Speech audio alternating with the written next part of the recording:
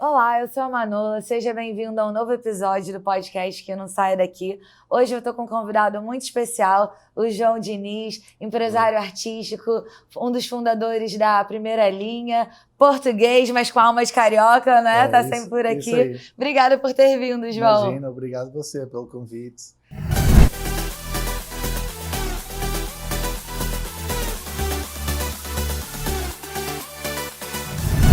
Estou muito feliz da gente poder conversar. Me conta, então, você tem uma agência de empresariamento artístico há 20 anos? Há 20 anos, sim.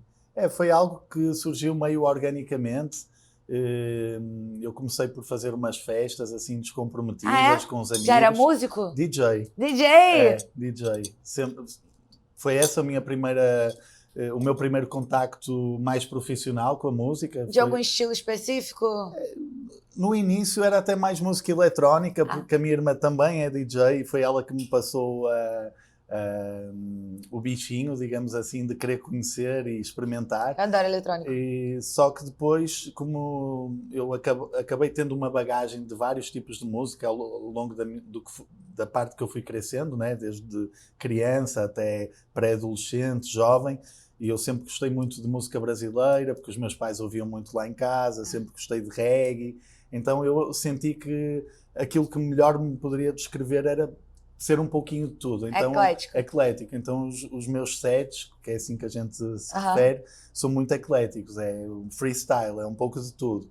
E essa parte de trabalhar na música enquanto DJ levou-me a querer experimentar em produzir eventos. E comecei a fazer umas festas com alguns amigos, outros amigos DJs, ou que tinham um trio, um duo de bossa nova ou de jazz, e fazendo assim uns eventos descomprometidos, até que a coisa foi evoluindo e começamos a ter convites para trabalhar com bandas portuguesas. E na época ainda não se chamava Primeira Linha, ainda não tínhamos um nome, era algo que a gente fazia, vamos fazer um show em tal dia, em tal lugar. Mas criou-se um laboratório num clube, que hoje, na época chamava-se Twins, e que era do meu atual sócio, na época eu trabalhava para ele. Chamei outro amigo também para trabalhar comigo e começamos a fazer ali um experimento com várias coisas e tivemos o convite de duas bandas portuguesas para trabalharmos com eles que estavam começando. Mas então assim, você fazia os eventos, aí acabava tendo contato com as bandas para chamar para os eventos. Exatamente. E aí depois foi indo empresariando as bandas. Nós nem sabíamos bem o que estávamos fazendo na época, né? Essas bandas meio que precisavam de alguém que atendesse o celular ou que ligasse alguém intermediasse para fechar shows. Ou seja, foi uma experiência que foi acontecendo e fomos tomando no dia a dia, percebe? Não foi um curso que a gente tirou para isso, e eu próprio não tinha ambição, quando estava trabalhando enquanto DJ ou fazendo esses shows pequenos que eu fazia para amigos, de esta vai ser a minha vida, vai ser o meu futuro. Só que foi uma paixão que se foi desenvolvendo e acho que a experiência levou-nos a que pudéssemos abraçar projetos maiores. E ao final de um ano a gente já estava fazendo bandas internacionais. A primeira foi o Nats Roots, em 2005, então foi há 20 anos praticamente. Nossa! Faz 20 anos que a gente leva o Nats Roots a Portugal e essa banda, no fundo, abriu espaço para a gente se lançar noutros desafios. E as bandas portuguesas também, um trabalho paralelo que a gente faz lá, né? Então a gente hoje em dia representa vários artistas portugueses que felizmente estão bastante consolidados, representam muito bem a música portuguesa lá e estão muito sólidos. E esse trabalho que a gente começou em 2005 com o Nats Roots, hoje em dia continua. Você gostava de reggae? Gostava de reggae muito, e gostava muito da banda, e eu tinha o sonho de ver a banda ao vivo. Só que na época ainda não havia YouTube, ou seja, no fundo eu mandei um e-mail completamente despretensioso cá para o Brasil, a dizer, olha, eu sou o João, tenho 19 anos, adoro a banda, o que é necessário para trazer-vos a Portugal? Foi assim, do meu Hotmail, nem sequer assinatura tinha, uma coisa de zero profissional. E do lado de lá respondeu o empresário da banda, que ainda é o mesmo hoje em dia, que é um grande amigo, que também estava começando a trabalhar com a banda, porque a banda tinha sido um escritório grande, quis criar uma estrutura mais independente, e respondemos, João, adoraríamos ir a Portugal, para a gente ir, a gente precisa disto. E eu, ok, vamos colocar as mãos na obra. mandei um e-mail para a Varig, para ver se, na época ainda havia a Varig, para pedir um apoio nas passagens, consegui 30% de desconto nas passagens. Depois encontrei em Lisboa uma galera interessada em fazer o show para dividir as passagens comigo. E pronto, o meu sonho ali, a minha vontade era levar a banda a Portugal. Não pensei, talvez seja mais simples eu ir no Brasil. Não. Embarquei na loucura de vamos nessa. Falei com o Pedro, que hoje em dia é meu sócio e que no fundo era quem estava gerindo o clube onde a gente estava fazendo os eventos. E ele disse, bora nessa, vamos embarcar nessa loucura. E ele arriscou, né? Porque eu não tinha como fazê-lo. E deu certo. Deu certo e isso deu espaço para continuarmos esse intercâmbio. É um intercâmbio quase de uma via só, porque tem sido muito difícil fazer o contrário, né? De trazer artistas portugueses para cá. É um trabalho muito complicado, muito complexo. Eu tenho essa cobrança dos meus artistas portugueses. Mas você está sempre lá, porque é que não nos leva? E curiosamente a língua acaba por ser uma barreira.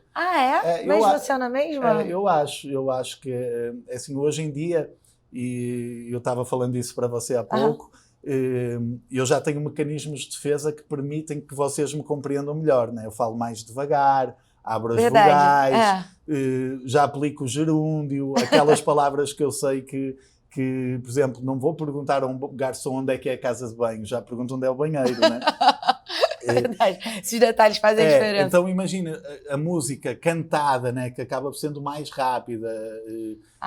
Para um brasileiro entender a música em português fica muito mais difícil, e mesmo no dia a dia. As primeiras vezes que eu vim aqui perguntava na rua, as pessoas não entendiam à primeira, sabe? Tinham que perguntar uma segunda vez, não entendi, desculpe. E isso faz-nos... E não há o contacto também tão presente como nós assistimos novelas lá de 30 anos, né? Que a novela brasileira passa em Portugal. Tem muitos brasileiros residindo lá. Ou seja, o contacto nosso é diário. Aqui não é. Então é muito difícil fazer esse trabalho. Então o pessoal do Brasil não se identifica tanto, assim, ouve a música, não pega no coração tanto? Eu acho que não. E são muito fiéis. Eu não diria por uma questão de patriotismo, mas gostam muito da música brasileira, não é? É normal. Minha mãe ama o fado. Pronto, isso acho que é o único, ou é um dos poucos produtos na área da música que Portugal consegue exportar e tem uma aceitação e um carinho a nível mundial. É património da Unesco, como o samba não é? Já tem essa classificação, mas aí lá está, você vai sair para ver um show de um artista português que vai levar um pouco da cultura portuguesa, não é? É como se vai a um restaurante italiano, você vai para comer uma pizza ou uma lasanha, não vai comer uma picanha num restaurante italiano. Verdade. Se para isso você vai num braseiro ou vai numa churrascaria, né? Eu acho que é um pouco isso, você pensar que consegue exportar uma banda de pop de Portugal, uma banda de reggae de Portugal, uma banda de rap de Portugal para tocar no Brasil é complicado. É óbvio que há festivais como o Rock in Rio, que hoje em dia estão no Brasil e em Portugal, que tentam fazer sinergias. Há também alguns programas como o Instituto Camões em Portugal e outras como é que eu ia dizer, outras plataformas que permitam artistas portugueses pensar em vir ao Brasil, e eu já vim cá com 2.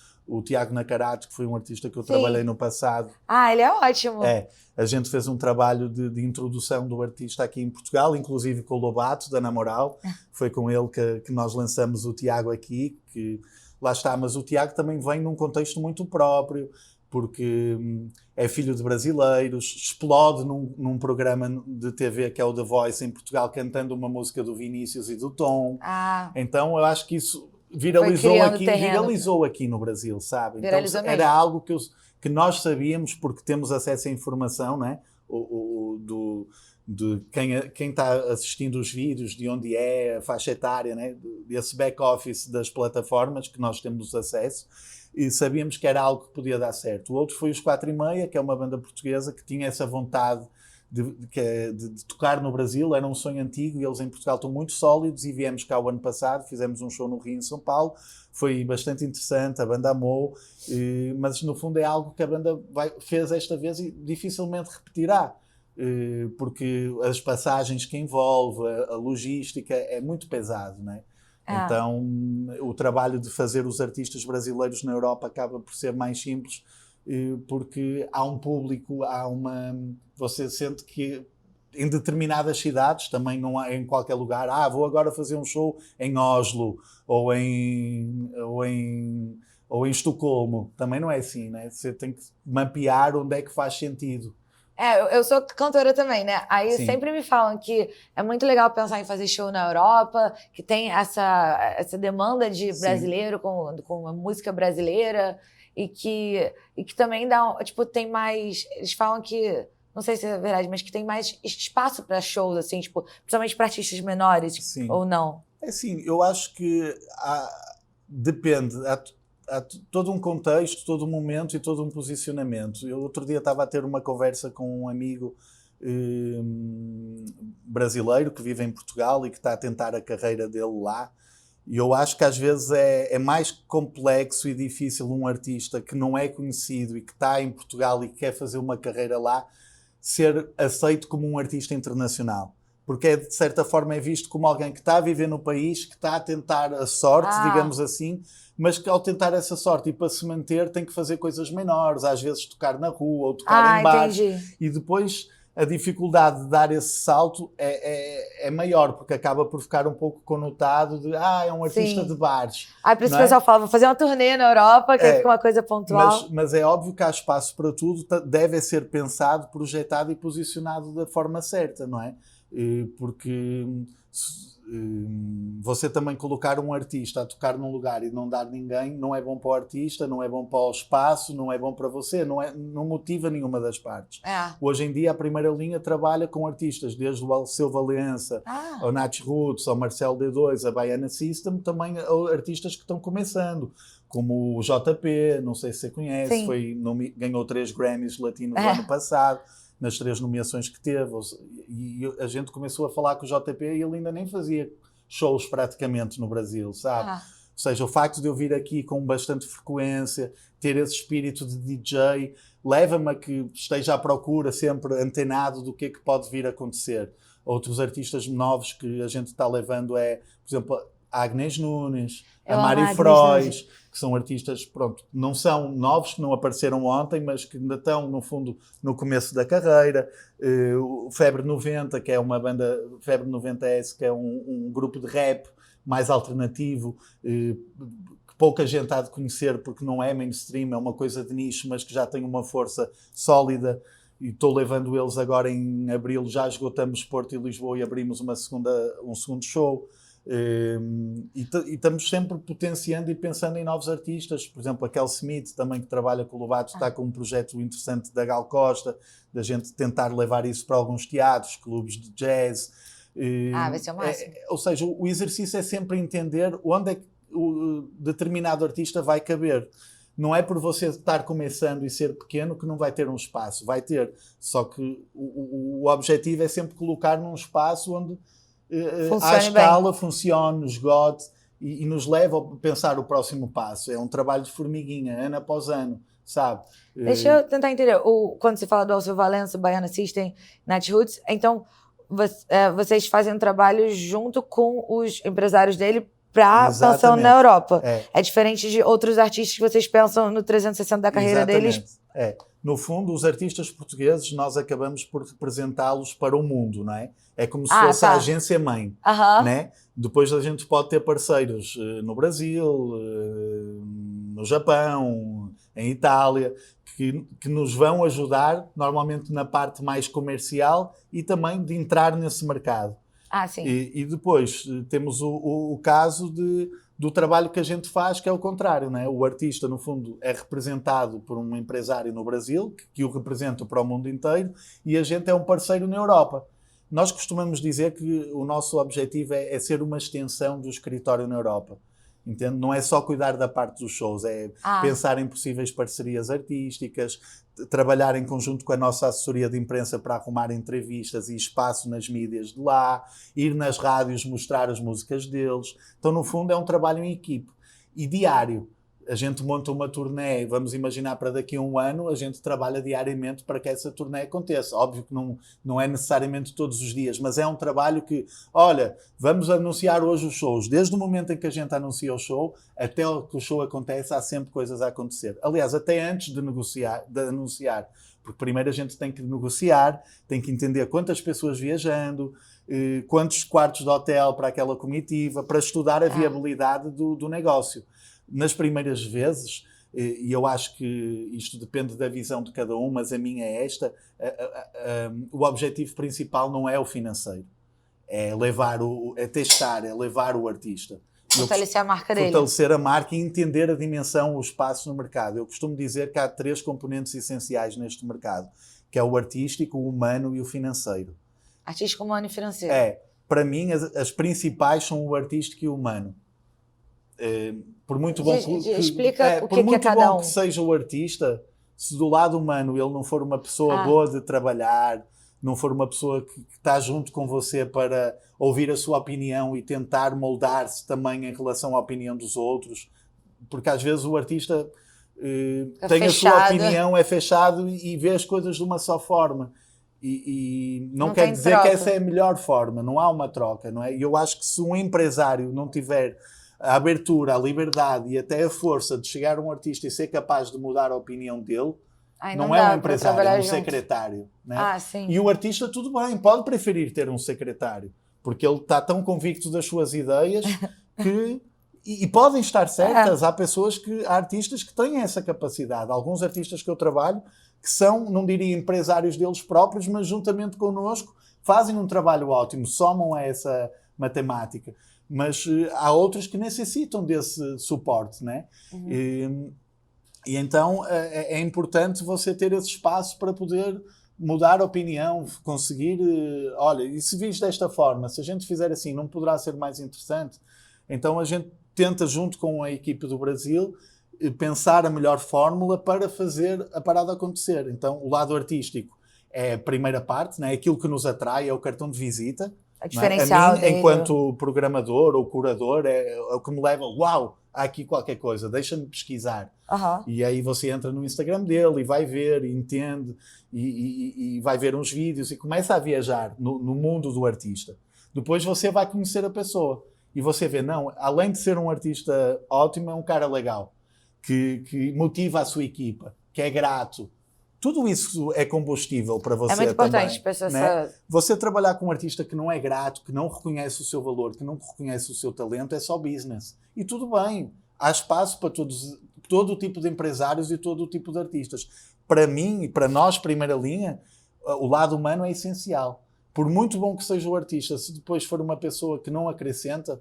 e cada vez mais também. Pode até financeiramente ser um negócio ótimo para nós, não vamos ter interesse. Acho que felizmente chegamos a um espaço, a um momento em que a gente pode dar-se ao luxo de escolher com quem trabalha. E eu acho que não há nada melhor do que isso, porque eu preciso desse, como eu disse, desse combustível, dessa motivação. Porque se o artista me motivar a mim e eu motivar o artista, o crescimento é exponencial, mas é mesmo. Eu acho que você tem que trabalhar com pessoas pelas quais você é apaixonado e vice-versa. Sim. Você tem que criar admiração nos seus artistas também. Eles têm que sentir, caramba, esse cara dá o sangue por mim, está comigo ali naquele momento. Então, eu acho que existindo o artístico e o humano, o financeiro é uma consequência dos dois. Porque se o produto é bom e além disso, a energia do trabalho rola e acontece, o financeiro é uma consequência. Então, as primeiras tours que a gente faz não olha para o financeiro. A gente olha para, vamos tentar fazer aqui um plano e uma logística que seja viável para a gente, na pior das hipóteses ou na melhor das hipóteses, empatar. Não é? Porque também não adianta você fazer um case em que você esgota os shows e ainda perde dinheiro. É complicado mesmo. Não é? Porque você já está oferecendo o seu tempo. Não é? Que é o bem mais valioso que nós temos. Não tem como botar de volta. Não tem como botar de volta. Já está colocando a sua expertise, a sua energia. No mínimo não pagar, mas acontece, sei lá. A maioria dos festivais hoje que eu me lembro, e falando com amigos que já criaram festivais, as primeiras edições dão prejuízo. Porque você tem que mostrar o conceito. Depois tem que vender às marcas. Né? Por muito bom que até seja de público no primeiro e no segundo ano, demora. Depois tem que afinar as coisas, tem que evoluir. Só ao final de 3, 4 anos é que começa o retorno. E para o artista é igual. As coisas levam um tempo para amadurecer, né?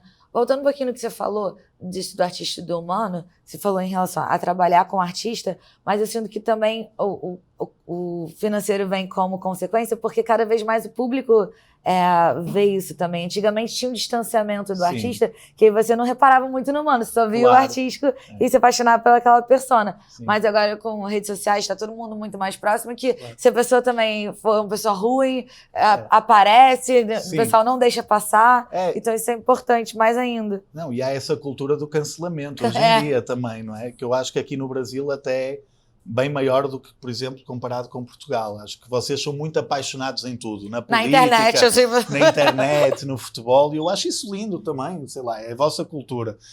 Mas realmente sinto que há aqui uma cultura do cancelamento em que as pessoas já sentem que estão pisando em ovos a toda a hora. É complicado mesmo. Fazer um simples podcast. Eu mesmo estava vindo para aqui hoje, eu estava comentando com um amigo ontem, amanhã vou fazer um podcast, acho que é o primeiro ou o segundo que eu faço. O primeiro que eu fiz até foi na pandemia. E você fica com receio, né? Será que eu vou dizer alguma coisa que fora do lugar? Né? Errar uma palavra. Não é? Então, há vários artistas que se protegem, que não se dão a conhecer. Mas não é qualquer um que se pode dar esse luxo, porque o artista que não se dá a conhecer hoje em dia também... Mas eu já trabalhei com artistas que não davam entrevistas. E a estratégia passava por aí, por não dar entrevistas. Porque ele é chato. Não, por exemplo, esse artista, nesse caso, era genial. Só que ele era tão genial... E criou uma persona artística que ir para as entrevistas revelava, expunha um pouco demais do que ele era. É um mistério bom também. Então era um mistério bom. Então há casos que depende do artista, depende do projeto, mas sim, hoje em dia a gente tem que ter muito cuidado na forma que se apresenta, o que diz, o que fala. E eu acho que hoje o artista tem que fazer muito mais do que só subir no palco. Né? Tem que se envolver, porque antigamente o mercado da música, e eu já não apanhei tanto esse momento, era mais gravadora, e a gravadora controlava tudo o que dizia respeito a entrevistas, lançamentos, shootings, videoclipes, praticamente tudo. Depois o empresário... Mas tinha voz, assim, tipo, você acha que a gravadora que decidia tudo ou os artistas também participavam? Eu acho que quando alguém está colocando dinheiro em você, seja em que área for, verdade. na grande maioria quer ter voz, não é? Com certeza. Mas, por outro lado, a maioria dos artistas, quando começou este trabalho, ou começa este trabalho, vai com o seu primeiro disco, já também não há muito a mudar ali. As músicas já estão feitas, é mais questões de arranjos, de produção. Por isso é que eu acho que normalmente os primeiros álbuns das bandas são os que mais traduzem a sua identidade e são os melhores. Se a gente parar para pensar, na grande maioria dos artistas, os primeiros álbuns são aqueles que marcam mais. E eu acho que esses são os que menos têm o dedo da gravadora, sabe? Então... Porque depois de uma coisa funciona, eles tentam replicar, mas aquilo que funcionou no momento não garante que vai funcionar depois. Mas há sempre os clássicos, né? Em todos os... Por muito que, por exemplo, hoje em dia o rap, né? Falando do rap, evoluiu para tendências que hoje em dia já é o grime e é o trap e já há subcategorias dessa área. Mas quem é clássico mantém-se, né? Tipo, o Racionais continua a fazer o mesmo tipo de som que fazia lá atrás. Até porque se for por tendência, ele perde a identidade, os fãs não gostam também. O próprio Marcelo D2, apesar que ele vai navegando um pouco no samba também, tem esse lado, mas também não deixa de ser um clássico. Como na MPB, o Gil, o Caetano, vão ser sempre um clássico. Então, é isso. Não sei onde é que a gente estava. Não, mas é sobre isso. Eu tinha falado também de rádio. E aí, para o artista que está começando, a rádio é muito importante. Tem a questão da internet, que todo mundo fala que é a criação de conteúdo, porque às vezes a gente vê tantas músicas que viralizam no TikTok, muda a carreira da pessoa. Sem dúvida. E aí, para o artista que está começando, ou para o artista grande também, dá uma ansiedade tão grande, essa necessidade de criar conteúdo e o senso de urgência de quantos vídeos tem que postar por dia. Eu acho que, uma vez mais, depende do artista, depende do público com quem ele comunica, mas sim, vivemos numa era do imediatismo, não é? Em que tudo se consome mais depressa e o que hoje é um hit, amanhã já não é. Então acaba sendo um pouco música descartável. Eu, pessoalmente, prefiro trabalhar com coisas mais conceituais, coisas que possam durar mais no tempo. É óbvio que hoje pensar numa estratégia de um artista com base num disco, que vai contar uma história, um álbum, etc., acaba quase sendo utópico, porque as coisas já se vão sendo mais lançamento a lançamento, né? Já ninguém para pensar, vou fazer um disco que tem início, meio e fim. São poucos os artistas que se arriscam nesse universo. Eu ainda gosto de ver na ordem. Eu também gosto de ver, comprar o vinil, eu coleciono vinil, ver quem fez a foto, a direção artística, quem tocou. Eu acho lindo isso, mas é algo que se tem vindo a perder, não é? E acho que com as ferramentas que estão chegando aí, com a inteligência artificial e uma série de coisas, não é? Nos próximos 10 anos não sei do que é que a gente vai estar aqui a falar, mas... as rádios são um veículo importante, mas não são o único. Antigamente era praticamente, se você não tocasse na rádio, não existia. Hoje em dia já não acontece isso. Há artistas que não tocam na rádio e têm uma agenda de shows incrível, não é? Do funk, que é algo que eu não domino tanto, do sertanejo, que também não domino, e de outros estilos também, que não tocam na rádio e que têm uma agenda de shows grande e que têm números gigantes de streamings na internet, né? Por exemplo, os jovens dos 14, 15, 16, 17, 18 anos já não ouvem rádio, não me parece que tenham tanto essa cultura. É mais aquela galera que está no trânsito, que está no Uber, que está no escritório. Mas eu acho que o espaço que a rádio tem perdido tem sido um pouco que a TV tem perdido também para as outras plataformas. Continua a ser um veículo importante, claro, um artista brasileiro ir tocar num programa do Caldeirão do Hulk ou do Altas Horas, continua a ser algo que eu acho que deve ser feito, como em Portugal, em programas semelhantes, mas já não é determinante, já não é o único caminho, sabe? Ou seja, eu acho que um artista que antigamente não tivesse a porta de entrada aberta numa rádio ou na Globo, não acontecia, hoje em dia ele pode acontecer sem nunca ter ido a um programa da Globo ou ter uma música tocando na rádio. E isso também dá uma esperança, também dá um caminho, um plano B. Né? A internet dá muita ansiedade, mas é a forma mais democrática de você conseguir forma mais democrática, botar lá, exatamente. Sem contar que fazer um vídeo, tipo, pode se gastar, mas ligar o celular e falar alguma coisa sobre a sua música é de graça. Exatamente. E muita gente... eu mesma às vezes perco por isso, tipo, não fala todo dia, olha, eu tenho essa música, olha, eu tenho essa...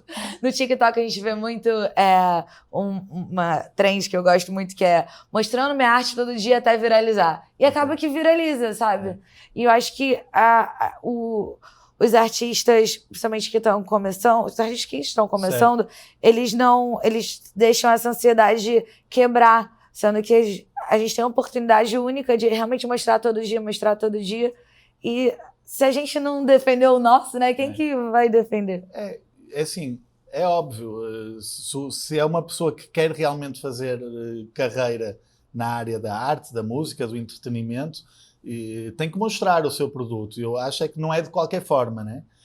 Mas aí a pessoa pode dizer, mas eu não tenho grana para investir. Há imensas coisas que são feitas com base na criatividade. E a criatividade, se a pessoa tiver ou alguém próximo e que estiver junto ali no momento, não custa dinheiro, não é? É quase como sonhar. Sei lá, você pode ser genial do ponto de vista do humor, pegar em algo que aconteceu em determinado dia, que é uma tendência, que é uma trend, e fazer com que aquilo, né? Porque você teve uma sacada, usou do seu jeito e aquilo viralizou ao ponto que as pessoas que viram você naquele vídeo vão ver o que você já fez. E se você tiver essa criatividade fazendo vídeos, ainda que não tenham sido com equipamento pro, com diretor pro, etc., mas que estão lá e que as pessoas vão assistir e vão dizer, esse cara é legal, vou seguir ele, acontecem. A história e a música pesa mais do que, tipo, toda a estrutura, né? Tipo, todos os equipamentos. O pessoal acha que tem que precisar de muita coisa sofisticada. Na verdade, é uma história boa, uma música boa. Ainda mais hoje em dia que você já tocou nesse ponto em que os artistas estão mais expostos e têm que estar mais expostos. Eu acho que o público consegue reconhecer quem é de verdade e quem é fake, sabe? Consegue mesmo. Não é? Então, eu acho que não há nada melhor do que você construir o seu núcleo de Sua fãs. comunidade. É muito melhor você começar esse trabalho indo a uma casa de shows, tocando para 300 pessoas e lotar, e depois para 600 e lotar, e depois para 1000 e lotar, e depois para 3000 e 5000, nem que esse trajeto demore 4, 5, 10 anos, do que você estourar com o hit e depois não se conseguir manter, sabe? Entendeu? Porque aí você vai ter aquele público imediato que vai lá porque você fez a música chiclete do momento, mas depois você não vai dar continuidade àquilo. Ou seja, e você próprio enquanto artista já começa com uma estrutura quase que mega, né? Tocando para milhares de pessoas. Como é que você depois vai abrir mão disso para dar passos atrás, para fazer esse trabalho que é necessário? Eu acho que o artista que começa do zero e que cresce é muito mais grato e reconhece muito mais o valor da trajetória do que aquele que explodiu de um momento para o outro. Ele sabe que para ter chegado ali houve shows em que ele teve que ajudar a carregar os instrumentos, ele teve que dirigir a van, sabe? Ele teve que dormir num quarto triplo porque não dava para botar todo mundo em quarto single, entendeu? E isso também é uma construção necessária. Isso tem tudo a ver com o que você falou, de focar no conceito do artista, do que for verdadeiro para ele, e não pensar em coisas temporárias, porque normalmente uma música, se for, tem músicas no TikTok que viralizam que são, acho que, do conceito do artista, mas essas músicas que, tipo, tem datas de validade muito rápida, normalmente foi isso, é porque pegou lá um gatilhozinho que estava em alta e funcionou. Sim. Mas quando você faz as músicas que são honestas para você, elas não são tão descartáveis. Eu acho que quando a gente faz um plano de lançamento de uma música, ainda mais se for lançar com muita frequência, é pouco tempo, mas depois que passou, você pode defender aquela música de novo, vai ter gente que não ouviu naquele um mês que você ficou divulgando. Exatamente. E se ela for honesta pra você e não daquela tendência de maio de 2022, sei lá, ela vai poder ser vendida de novo. Não, eu vou-te dar um exemplo que aconteceu connosco. Nós tínhamos uma banda, a primeira linha, que era os Azeitonas. Os Azeitonas? Ainda existem, mas já não estão connosco. E uma banda com um trabalho bastante sólido. Eles seriam um comparativo aos Los Hermanos, vamos pôr assim. Eles até chegaram a fazer juntos, os shows juntos lá. Só que os Azeitonas tinham um pouco o preconceito da galera, assim. O nome da banda, os Azeitonas. Acho que ali uma série de coisas que não cativou as pessoas do ponto de vista da banda ter descolado e funcionar ao ponto deles próprios, enquanto banda, estarem a conversar em terminar. Estava decidida a banda terminar. Esta é a real. E há um cara que vai a um programa de TV desses o Ídolos, não sei se existe aqui. Existe, não é? Existe. E tocou uma música deles no programa. E esse foi o momento do programa, naquelas provas em que está o júri ainda a decidir se ele vai passar, se não vai passar, em que o júri disse assim, que música linda, quem é que escreveu isto? E um dos júris um dos júris até era a Roberta Medina. Era a Roberta Medina, era o Pedro Brunhosa, que é um artista grande em Portugal, e outros já não me recordo. E o Pedro Brunhosa disse, não, isso é uma música dos Azeitonas, é uma das músicas mais bonitas portuguesas feitas ultimamente. E isso levou a que o grande público fosse, deixa-me ouvir quem é esta banda. O site da banda crashou. Nesse dia, o site da banda crashou. O celular do meu sócio, nós dizemos lá o telemóvel, eu mudei aqui. O celular do meu sócio começou a tocar passado um dia, 2 dias. Ou seja, uma banda que estava para terminar. Foi revivida. Não, ganhou um oxigênio para os próximos 5, 6 anos. Nossa. E todo o catálogo que eles tinham feito até ali era sólido. Ou seja, quem fosse assistir ia dizer, isto é bom, isto é bem feito. Isto está, entendeu? Não era uma banda desconhecida. Era uma banda que já tinha 2, 3 discos. Só que não tinha ainda o grande público. Faziam shows, mas para poucas pessoas. Tem uma aleatoriedade do universo. E isso, né? de certa forma, eles, enquanto artistas, estava meio que os desmotivando, porque eles sentiam que estavam fazendo tudo bem, mas não estava acontecendo a carreira, ao ponto de acharem, vamos terminar. E uma simples ida de um menino a um programa tocar uma canção deles mudou a carreira. E porque eles tocaram o coração desse menino? Tocaram o coração desse menino e a música tocou o coração das pessoas. Mas lá está o poder e a visibilidade que algo assim pode dar, e também depois o facto de eles terem feito praticamente tudo bem até ali, terem dado base e consistência para no dia seguinte, se precisassem, eles iam fazer um show para 10.000 pessoas e o show era foda. Entendeu? Porque se fosse explodir alguém que não era ninguém, vai botar essa pessoa num palco com 10.000 pessoas. Mas botam. problema é que elas vão. E dá, às não vezes é? dá. Às vezes dá certo, outras vezes não dá. Não é? Mas é isso. Às vezes a sorte está num pequeno momento, mas tudo o que você construiu até a sorte chegar pode ser determinante para a sua consolidação ou não. Minha mãe sempre fala isso, que tipo, a gente tem que estar pronto quando a sorte passar. E a sorte dá trabalho. Dá, né? Dá. Tem aquela coisa, quanto mais trabalho, mais sorte eu tenho. É verdade. Mas eu adorei, João. E me conta uma outra história aí de, tipo, alguma coisa surpreendente ou um grande desafio que você passou com alguma banda, alguma dessas histórias de turnê, estrada. Histórias há sempre, né? Há muitas histórias.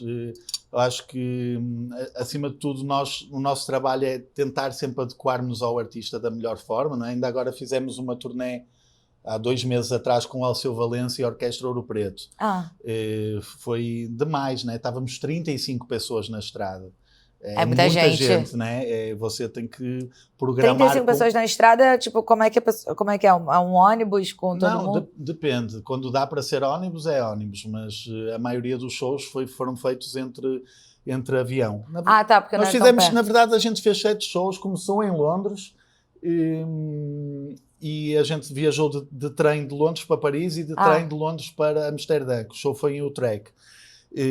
Olha, comecei a turnê fui assaltado em Londres. Olha, uma história.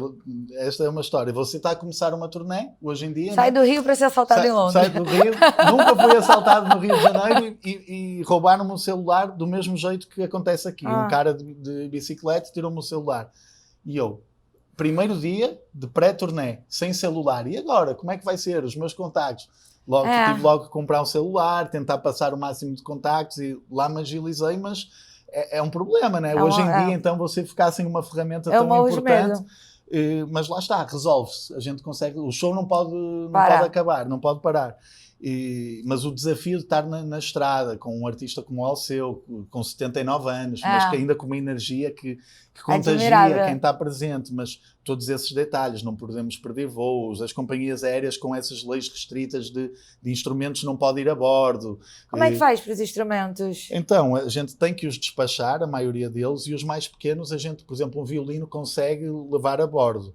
Não é? Os violinos, um saxofone, instrumentos mais pequenos. Só que o problema é que as companhias aéreas de low cost, tipo Ryanair, EasyJet, essas que operam lá na Europa, têm leis que são meio contra instrumentos. Se você tem um instrumento, tem que comprar um lugar, um assento ao lado. Jura? Para o instrumento ir ali, não pode ir em cima. Então a gente meio que tenta driblar algumas dessas questões no dia-a-dia da estrada, mas está sempre dependente da boa vontade da pessoa que nos vai acolher, entendeu? Você já viu aquela música da United, You Broke My Taylor Guitar? Já viu aquela? Deve ser alguém que despachou a guitarra e não ouvi, mas que teve um problema. Foi muito engraçado. Faz muito tempo, tipo um meme de internet de, sei lá, 15 anos atrás. O cara tava fazendo uma turnê pelos Estados Unidos e aí ele despachou a guitarra, o violão Taylor dele, e aí quebrou. E aí ele fez uma música sobre a United quebrar a guitarra. Aí a United pagou pra ele tirar do ar, só que aí já tinha viralizado. E ele fez um clipe no aeroporto. Foi muito, muito engraçado. Bom, o melhor vídeo disso. E assim, tipo, ele fala, devia ter ido de carro, porque a United quebra a guitarra, sabe? Muito engraçado. Não, mas peripécias na estrada acontecem de tudo. Já aconteceu, por exemplo, acho que foi o primeiro show internacional que eu fiz, eu não sabia quase nada desta área. Eu estava aprendendo, né, no dia-a-dia, como eu referi, e fizemos um show num lugar lá no Porto, que é a Alfândega, e decidimos montar o palco num determinado lugar, que nos pareceu o melhor. Falei com a pessoa responsável pelo som, com a pessoa responsável pela casa, que nos alugou a casa, etc. Todo mundo falou ok. E como eu queria fazer tudo by the book, queria que os bombeiros fossem lá, licenciassem, tivessem tudo. Os bombeiros foram lá no dia antes, que eu quis ter tudo pronto já no dia antes, para se houvesse algum problema a gente ter tempo útil. Era o meu primeiro grande evento, tinha 19 anos, era o meu sócio que estava investindo tudo, ou seja, eu estava com muita responsabilidade, eu não queria que nada desse errado. Ainda que eu não tivesse aquela ambição de eu vou fazer isto para o resto da vida, eu queria fazer bem feito. O bombeiro chegou lá e disse assim, responsável pelo evento, nós literalmente estávamos acabando de montar tudo, relaxando, e disseram, aquele senhor ali, que eu, menino, né? E ele, olha, saída de emergência. E eu, saída de emergência, tinha essa porta enorme por onde você entrou e Ele, não, você está a obstruir a saída de emergência. Ou você muda o palco de lugar, Mudar o palco? ou eu não lhe dou a licença. E eu, como assim? Nós tivemos 3 dias a montar isto, o palco, os bares, ainda para mais tinha pilares lá na sala, sabe? Ou seja, era um palco que já estava moldável para poder encaixar nesses pilares. E que levou 3 dias para montar? É, porque eu fiz com calma, né? Claro. Eu vi a minha vida andar para trás ali. E eu disse assim, mas e se eu não mudar? E ele, se não mudar, olha, a responsabilidade é sua. Se acontecer aqui algum problema, provavelmente é o primeiro e último evento que você vai fazer. Então eu fiquei ali de coração partido, já estava todo mundo indo embora e eu comecei a ligar a vários amigos meus, galera, tudo esperado, venham-me ajudar. Então juntei ali, sei lá, 20, 30 amigos, tivemos a noite toda a mudar o palco do lugar, a mudar as luzes do lugar. Fiz uma direta. E atrasou a abertura do show, atrasou tudo. Mas conseguimos. Caramba, nossa. Eu ali naquele momento foi como se o mundo, sabe? Eu imagino. Hoje em dia não me aconteceria isso, porque eu já saberia que ali não poderia montar o palco. Mas vai aprendendo conforme... mas sabe aquele momento em que eu chamei o responsável que nos alugou o espaço e disse, pô, mas vocês falaram que eu podia montar. E eles começam a assobiar para o lado, sabe? Tipo, você que quis montar ali. Não é? Então você vê tudo afunilando em você. E acaba que o responsável é você, né? Você E eu liguei para o meu sócio e ele é assim muito mais relaxado que eu. Disse, não vai acontecer nada, deixa estar. Não... E eu não quis. É muito risco. O risco é grande, não é? O risco é grande. E sobre os estilos musicais? Tipo, na primeira linha tem um estilo que você trabalha mais? Se for, gosta muito de reggae? A parte internacional, ou seja, dos artistas brasileiros, temos também 2 americanos que a gente trabalha. Essa curadoria acaba sendo eu a fazer mais e eu acho que acaba por ser um reflexo daquilo que eu gosto enquanto apreciador de música e DJ. É óbvio que tenho sempre a consciência que nem tudo que eu gosto vai funcionar, que isto acaba por sendo um negócio também, então tem que haver um equilíbrio entre aquilo que a gente gosta e aquilo que funciona. Senão, se a gente fizer só aquilo que a gente gosta, pode correr mal, não é? Pode não dar certo. Então acaba por ser sempre esse equilíbrio de coisas que eu sinto que podem funcionar, que encaixam dentro do que é a primeira linha, dos artistas que a gente trabalha, então acaba por sendo um pouco abrangente e dentro um pouco daquilo que a gente chama world music, a música do mundo. Não é? Portanto, temos o Alceu Valença, que é um representante de Pernambuco, não é? O Baiana System, que faz um som mais eletrónico, mas que tem a raiz na música baiana. Bem próprio, né, do Baiana System. O Nats Roots, que tem um reggae, mas também já tem a sua própria linguagem dentro do reggae. Então, no fundo, são artistas que acabam por levantar a bandeira de determinado estilo. É óbvio que também temos os artistas mais do rap, que é uma cultura mais americana, lógico, mas que o Brasil acaba sempre por fazer isso muito bem, eu acho, os artistas brasileiros. Mesmo quando pegam numa sonoridade ou num estilo que não é made in Brazil, eles conseguem sempre colocar ali uma estética, algo que faz com que a assinatura dê uma roupagem ali de que é um produto brasileiro, não é? Os artistas portugueses que nós trabalhamos também é um pouco dentro desta, não tão alternativos, porque Portugal é um mercado muito pequeno, não é? Temos que ter em conta que Portugal são 11 milhões de habitantes, você em 6 horas faz uma ponta à outra do país, então se você for segmentar algo que já é segmentado, é muito difícil, não é? Então, por exemplo, um artista que esteja explodido em Portugal vai fazer 70, 80 shows, é uma temporada incrível. No Brasil, um artista que esteja explodido pode fazer 150 shows. Às vezes, artistas fazem 2 shows no mesmo dia, no São João, no Carnaval, não é? Ou seja, o Brasil é um continente. É isso. Tanto é que há artistas que se bombam no Sul, que não são conhecidos no Nordeste, e há artistas que no Nordeste são reis e que não tocam no Sul. Não é? Ou seja, o Brasil, dentro do mercado da música, é um continente. Não só na música, em tudo. Então tem essa mais-valia e é um mercado muito apetecível, porque quando funciona, a coisa acontece. Tanto é que acho que por exemplo, quais são as diferenças que eu vejo dentro da minha área do Brasil para Portugal? É muito mais normal no Brasil você ver um empresário de um só artista do que em Portugal. Em Portugal é comum ter vários empresários para um artista, é isso? Não, é comum um mesmo empresário ter vários artistas. Tá. Eu não digo que no Brasil no Brasil não tanto. Não, eu não digo que no Brasil não seja.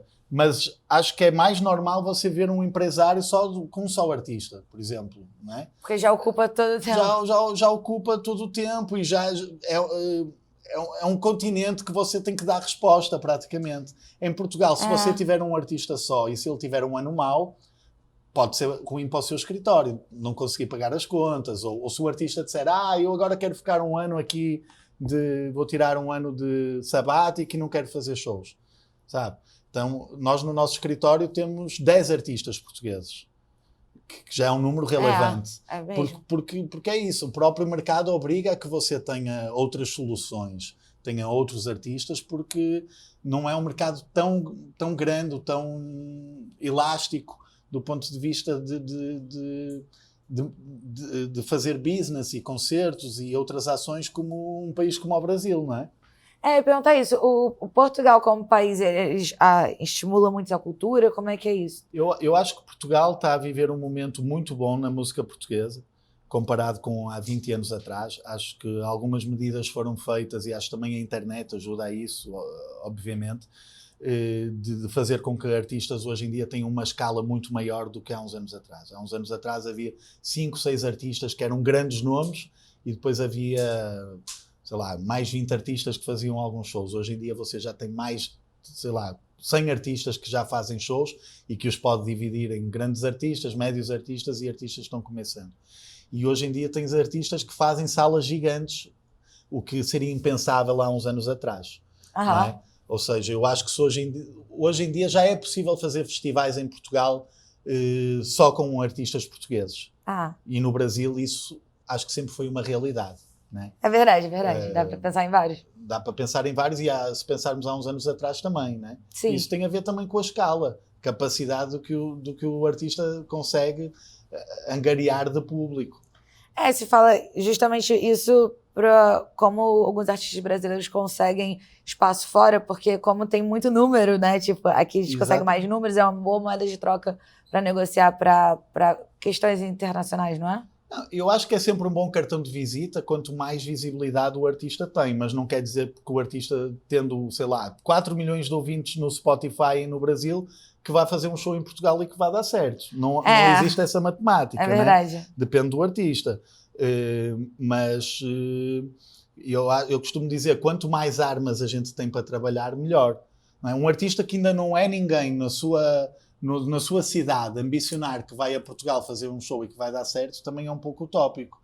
Para mim, enquanto um agente europeu, que estou trabalhando no mercado europeu, se o artista, além de ser bom na sua cidade, for bom no seu estado e for também bom no seu país, quanto mais melhor, né? Eu vou chegar com uma relevância diferente. A minha assessoria de imprensa vai ter material para trabalhar, vai ter conteúdo. Não é? É isso que eu costumo dizer. Às vezes a gente recebe um e-mail de alguém que tem 1000 ouvintes mensais no Spotify. Eu até vou escutar, mas eu digo, cara, eu acho que você deve continuar fazendo esse seu trabalho para aumentar os seus números aí, para ambicionar tocar lá fora. Para ter algum destaque do que possa ser trabalhado lá. É óbvio que não é só por aí que a gente vai fazer esse trabalho. Pergunta isso, quais são os medidores? Para um artista que está começando, como é que ele pode medir que ele já pode fazer um show? Eu vou te dizer... E como começar o primeiro show? Eu acho que uma parte desse trabalho eu faço com feeling, o meu próprio feeling. Não é só o feeling, não é tipo, deixa ver como é que está o vento. As pessoas vão pedindo, certo. Né? Não. É o feeling, é a própria experiência, o know-how que eu vou adquirindo dia a dia. Por exemplo, com o JP, no exemplo que eu te vou dar. Eu vi o JP num story que alguém repostou. E eu fui ouvir as coisas que ele tinha dito. Cara, esse cara é muito bom. Você vê, tipo, a figura, a forma como comunica, a dicção, a levada dele, a sonoridade. Ele ainda não tinha muita coisa lançada, mas eu pensei, bom, vou começar a conversar com ele agora, para a gente, dentro de meses, definir que daqui a um ano ele vai a Portugal. E eu sinto que durante esse período, com o que eu avalio e com o que ele me diz que está acontecendo na carreira dele, ele, num espaço de 6 meses, já vai estar uns degraus acima. E esses degraus acima, quando eu for anunciar para daqui a um ano, já me vão permitir sentir que daqui a um ano ele já vai conseguir fazer uma casa de 300 pessoas e lotar. A gente não vai fazer uma de 1000, vai fazer uma de 300. Entendi. Mas, ó Jota, vais viajar sozinho. Tranquilo? Ele, tranquilo. Ou seja, ele vai sozinho. O que é que isso permite? Permite que o preço do ingresso não seja muito alto. A Porque eu não banda dele posso fica... Não, é só ele, voz e violão. Voz e violão. Porque é isso, se você começa a colocar no case 4 passagens, 4 hotéis, 4 diárias de alimentação, necessitamos do backline, bateria, amplificador de baixo, amplificador de guitarra, você para fazer essa mesma sala de 300 lugares, em vez de ter que botar um ingresso a 10 euros, vai ter que colocar a 20. E isso já vai afastar muitas pessoas. Percebe? Então, é uma matemática que vai do feeling à percepção do lado humano quando você conversa com o artista e entende quais são os próximos passos, porque eu tenho que ter acesso à informação, né? Olha, João, agora nesse momento eu estou com a possibilidade de gravar um disco, que vai lançar um single, que vai ter esta participação, e eu, daqui a 6 meses já vamos ter mais do que o que temos hoje. Porque ele vai participar desse single. E ele vai fazer, não é? Ou seja, essa conversa que eu vou ter introdutória com ele vai-me dar os elementos que me permitem, junto da minha cabeça, entender se, em primeiro lugar, vai dar certo trabalhar com ele. Há compatibilidade? Há. Passando essa fase, depois da compatibilidade, com as ferramentas, com as armas que ele está juntando, ele próprio, e com as que eu posso somar, daqui a 1 ano e meio, vai dar certo para fazer esse lugar? E a gente arrisca. Então, o que é que aconteceu no caso do JP? Ele, quando foi a Portugal, a gente esgotou o Porto, esgotou Lisboa, a turnê deu lucro, não foi nada de transcendental, mas é algo que nos motiva também. Na seguinte, ele já foi com o Avoá, que é outro projeto dele, que permitiu ser uma turnê que foi sustentável, deu para ser paga e já eram mais pessoas viajando. Hoje em dia, esse ano, ele já vai fazer o primeiro festival em Portugal. Vai tocar qual festival? Chama-se EDP Cool Jazz. EDP Cool Jazz? EDP Cool Jazz. É um festival que já tem 15 anos, eu acho, ou 20, não sei, não quero dizer asneira aqui, e que sempre tem no esqueleto mais essa vertente do jazz, mas o jazz hoje em dia é uma coisa tão global, né, que eles já vão abrindo espaço para outras coisas. Eles, por exemplo, no dia vai ser Gilsons e JP no mesmo dia. Que legal! O Jamie, não é John Legend, acho que vai tocar lá, mas o tipo de artistas que costumam ir lá... Então vai mais soul, R&B... Jamie Cullum, são sempre assim artistas dentro desta onda. Joe Stone, sabe? Iradíssimo. Sempre 2 artistas por dia. Ou seja, o trabalho que começou em 2022 com o JP, em 2025 já abriu espaço num festival. E é pouco tempo, 3 anos, não é não? Em paralelo com o que ele também construiu aqui no Brasil. Que isso também é fundamental. Sim. Isso é o mais importante, né? Ele, nesse espaço de 3 anos, lançou um disco, lançou 5 ou 6 clipes, lançou um EP com o Avoá, ganhou 3 Grammys. Né? Ou seja, quanto mais bagagem o próprio artista vai acumulando, não é? E na bagagem não é só a experiência, mas também o que dizem sobre ele, quem escuta, onde escuta, qual o volume da escuta, isso é os indicadores que me vão permitir a mim entender qual o melhor lugar para receber determinado artista. Mas não foi o facto de ele não ter nada gravado em 2022 que fechou a porta para que eu não quisesse trabalhar com ele. Antes pelo contrário. Sim. Antes pelo contrário, porque você, ao mesmo tempo, também começa a trabalhar com alguém que não tem vícios. Quando eu digo vícios, não é vícios de... Não, eu entendi, não tem ideia fixa com qualquer coisa. Não tem ideias fixas, não tem dogmas, está mais aberto, está mais disponível, sabe? Está mais aberto para aquela troca que você falou que é tão importante. E para nós também é gratificante, porque você sente que teve a visão de enxergar um talento e exponenciar esse talento e fazer parte, contribuir, né? Que estávamos falando sobre isso há pouco. Acho que é isso o mais divertido para mim, numa ótica profissional, lógico, mas o mais divertido é isso, é enxergar um talento e sentir que eu potenciei esse talento, contribuir para que houvesse uma evolução. E olhar para trás e 2005 ele está acima do que estava em 2024 e 2026 ele vai estar acima do que estava em 2025, sabe? É o que você mais gosta, são os artistas que estão começando. E tem sido o nosso ADN da primeira linha, trabalhar com artistas que estão começando. A gente começou sem saber nada desta área, então as oportunidades que fomos agarrando foi de bandas amigas e que a gente, vamos abraçar esse desafio, mas fomos nós que construímos. Hoje em dia o celular já toca As pessoas com procuram. artistas consagrados querendo trabalhar connosco. E isso é ótimo, mas foi fruto de um trabalho, né? De 20 anos. De 20 anos, não é? As rádios hoje já nos recebem, somos amigos, já nos conhecem há 20 anos, mas para nos receber foi preciso bater lá na porta, ouvir não sei quantos nãos, porque nada acontece assim, não é? Vou começar a trabalhar nesta área, estendem um tapete vermelho e as portas estão abertas, não é? E da mesma forma que não é para o artista, não é para o empresário. É difícil. Você leva muitos nãos, você leva muitos mais nãos do que sim. Com certeza. Entendeu? E tem que não se deixar abater, né? Não se deixar abater. Aliás, há uma coisa que o Lobato costuma dizer e que eu guardei para a vida, que é a carreira de um artista é muito mais definida pelos nãos que você dá do que pelos sims. Você também tem que dar nãos, entendeu? Você tem que chegar... está aqui uma proposta, a proposta financeiramente é incrível. Mas se não vai agregar para o artista, se não vai ser para o público dele... dizer que não é importante, sabe? É você chegar a um ponto de... Mas para você chegar ao ponto de dizer que não, demora muito tempo. Porque você fica, antes disso, está à procura do sim durante muito tempo também. E autoconhecimento, né? De você conseguir, tipo... isso não funciona para o que eu quero, para a visão que eu tenho para esse projeto. Porque senão você pensa, uma oportunidade vai indo e fica... Mas eu acho que o match entre nós, primeira linha e artistas, é mais fácil de acontecer porque nós já temos uma consciência muito grande do que queremos fazer e com quem queremos fazer. Sim. E somos apaixonados pelo que fazemos. Ou seja, junta-se o trabalho com a paixão. Sim. Acho que qualquer pessoa que trabalhe motivada a fazer seja o que for, vai trabalhar melhor. E há pessoas que a motivação pode ser o dinheiro. E é legítima. E se isso as levar a trabalhar e a atingir resultados, é uma motivação tão boa contra a outra. A minha é sentir que estou a promover, a apresentar, a mostrar uma música que eu próprio tenho orgulho quando a ouço. Que acordo de manhã e quero ouvir no rádio, entendeu? Que é o que eu ouço no meu carro. Então eu, de certa forma, eu quero que as pessoas vejam, me identifiquem ao artista e também identifiquem o artista a nós. Não é? Porque há uma simbiose, é um trabalho conjunto. E essa autenticidade é essencial, nem todo mundo busca, mas sempre foi o que você buscou, né? Que você começou com o Nat Roots, porque você queria ouvir o Nat Roots. Exatamente, e mesmo enquanto DJ, eu só vou passar música que eu gosto. Não vou fazer por dinheiro nenhum, sabe? Tipo, às vezes ligam-me para fazer um casamento, se eu estaria disponível para fazer um casamento, e eu...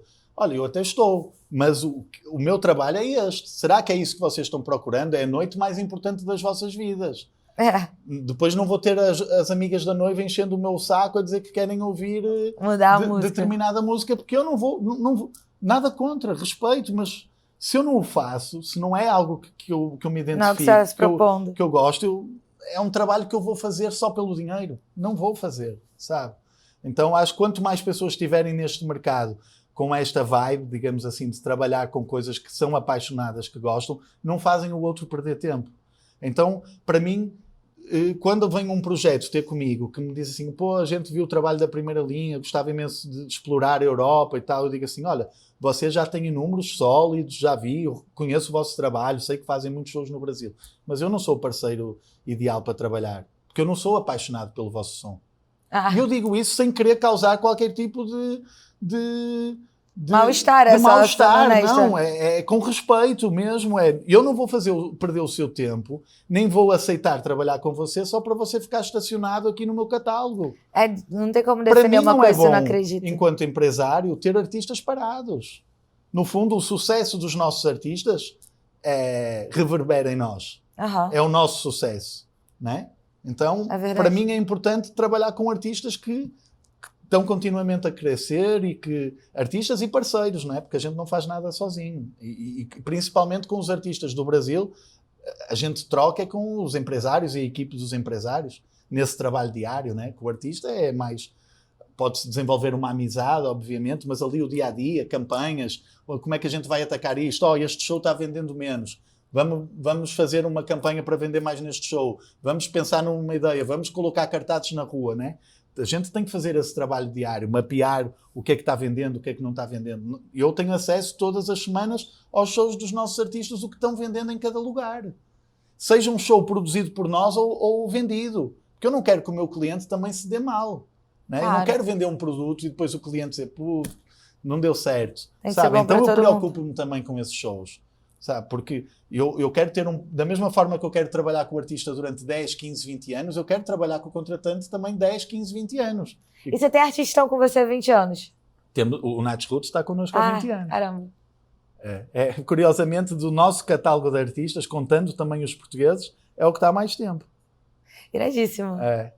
E, João, você consegue dar um passo a passo para um artista que está começando do que ele devia fazer aí para ser percebido, para ter uma carreira, começar uma carreira? Eu acho que é muito... Não há uma fórmula, né? Eu acho que eu vou dar a minha opinião. Eu acho que deve rodear de pessoas que são apaixonadas pelo trabalho dele, que têm a mesma vontade, o mesmo drive. Eu acho que é muito mais sensato com uma banda que está a começar ter até um amigo do lado que vai junto, que está disponível, que vibra com aquilo, do que ir trabalhar com um empresário de carreira, entre aspas, que não vai atender o celular a quem vai ligar para um show. E há casos desses também, entendeu? De artistas que às vezes vão trabalhar com determinada agência ou com determinado escritório porque acham que está lá o artista X, Y, Z e que as coisas vão sorrir de igual forma para ele. Não é assim. E às vezes um amigo com forças de vontade já... E nós próprios, que estamos do lado de lá, temos que gerir o nosso tempo. É óbvio que, vamos imaginar, temos 10 artistas, temos que tratar os nossos filhos por igual. Mas se um está exigindo uma demanda maior minha porque está com mais shows, é óbvio que esse vai ter mais tempo meu do que um que está começando. Se bem que o que está começando, em teoria, é o que precisa de mais tempo. Verdade. Não é?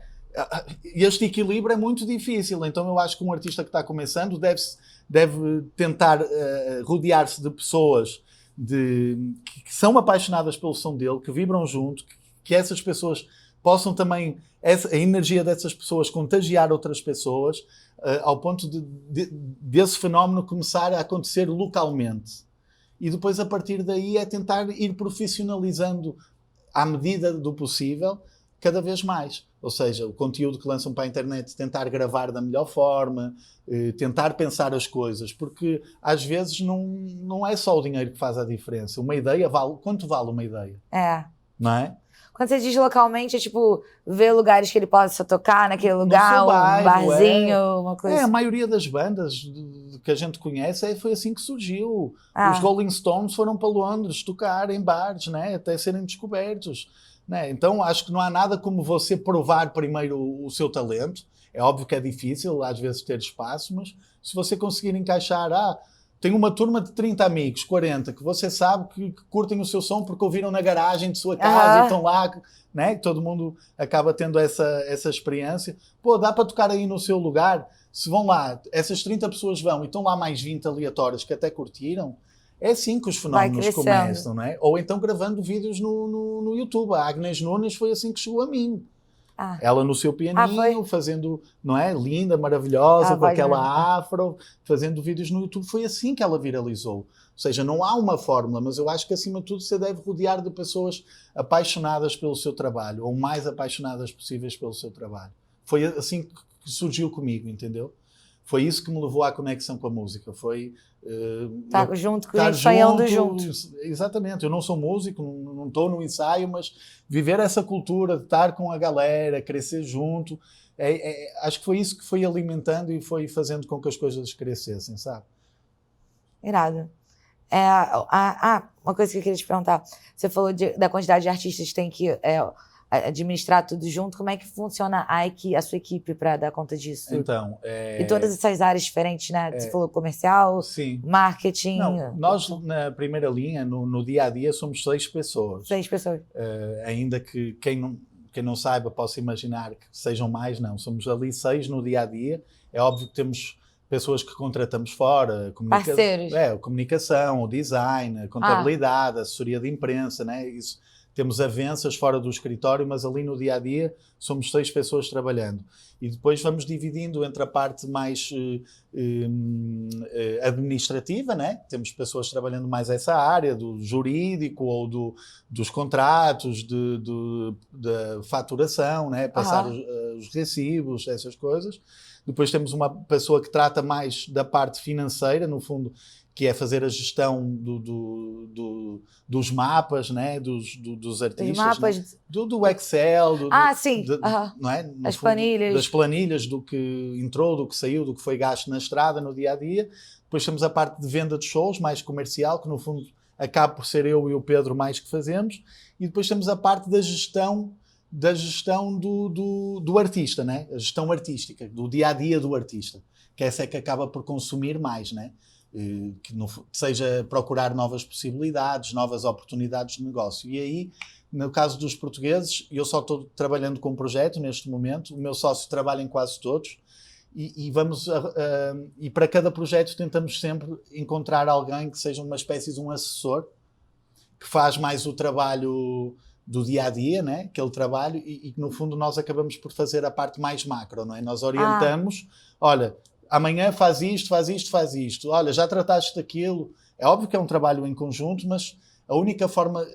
A gente entendeu que a única forma da gente poder abraçar mais artistas era, no fundo, ter pessoas que a gente pudesse somar connosco, formar e estar ali junto, resolvendo coisas mais imediatas que nos libertassem para poder fazer a diferença noutras questões mais importantes, né? Então vocês conseguem uma pessoa para focar naquela banda ou naquele artista e vocês administram, cobram daquela pessoa e ela intermedia para vocês conseguirem ter tempo das outras coisas. Exatamente, é isso. Mas vocês criam estratégia. Muito assim. Bom isso. Mas vou-te falar que não estamos querendo aumentar mais o que nós temos. Se me perguntar assim, mas você imagina amanhã ou para o ano estar em vez de 10 com 20 artistas portugueses? Não. Porque eles já podem crescer, não, né? É porque eu não acredito também muito nesse modelo. Eu acho que a gente tem que estar envolvido o suficiente para fazer a diferença e sentir que as coisas estão crescendo. Eu prefiro potenciar os que ainda precisam de crescer do que estar a assumir mais compromisso e criar mais expectativa noutros artistas. Porque se a gente parar para pensar, um artista que está a começar, que está iludido no bom sentido, com se ingrar no mercado do espetáculo, e quando entende que entra numa estrutura profissional, é inevitável ele criar uma expectativa, né? Não tem como. É inevitável. Se ele não tiver expectativa, assim, ele nem faz casa. Agora estou no escritório do Caetano Veloso e do Gil e do não sei o quê. Tipo, agora é que vai acontecer. Nem sempre é isso. Nem sempre. Uma coisa não justifica a outra. Por muito bom que seja o empresário, ele até pode tentar furar 1001 caminhos. É óbvio que será uma pessoa mais capacitada para conseguir abrir portas do que outra que está começando. Ele pega no celular, sendo empresário de um grande artista, mais facilmente consegue cobrar um favor. Nem é cobrar um favor, porque você, no fundo, está pedindo uma oportunidade para alguém em quem você acredita também. Tem que não milhões mais acessos. E que não te vai deixar ficar mal. Mas, em teoria... Você estando numa estrutura dessas ou trabalhando com alguém que conhece o mercado, tem um bom networking e um know-how, ele vai-te abrir mais portas. Isso, em teoria é isso. Mas não quer dizer que essas portas se abram, sabe? Porque por muito que eu queira que determinado artista meu toque naquele festival, eu não posso obrigar o curador daquele festival a colocar lá aquele artista, nem tão pouco dizer, nem pela nossa amizade. Eu não acredito nisso. Eu não quero que ninguém contrate um artista meu com fruto na nossa amizade. Eu quero porque ele acredita ali, sabe? E também nós sabemos nos lembrar muito bem quem é que esteve connosco lá no início. Porque isso também é importante.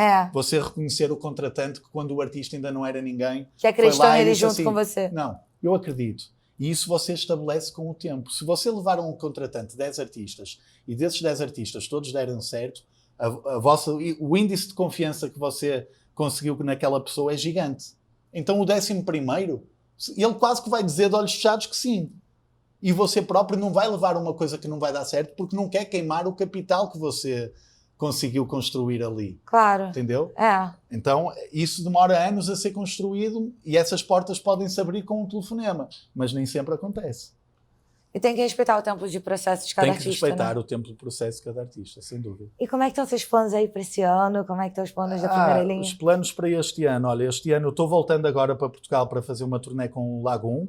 Com o Lagoon? Eu adoro o Lagoon. É a 4ª turnê que eu faço com eles. Vamos fazer 7 shows. 6 ou 7, já não sei. Pela Europa. Pela Europa. Portugal é sempre a porta de entrada, né? Acho que é o mercado mais atrativo para qualquer artista brasileiro, é Portugal.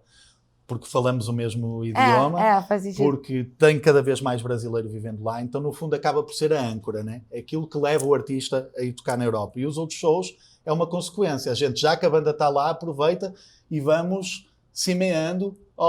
No primeiro ano que Lagoon foi, só fez Portugal. No segundo fez Portugal e Londres. No terceiro fez Portugal, Londres e Barcelona. Londres também tem essa Tem demanda? muito brasileiro. É? Os países fora de Portugal, a maioria do público é 70%, 80%, 90% brasileiro. E está bem definido para mim, para o tipo de artistas que trabalho, quais são as cidades que fazem sentido ir, né? Que basicamente são umas 10.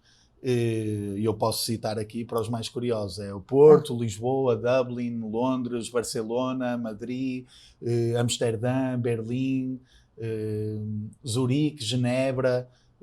Não anda muito longe daqui. É onde há uma presença de brasileiros grandes e onde eu, no fundo, já criei a minha rede dos espaços que acabam por comprando as ideias que eu lhes vou apresentando.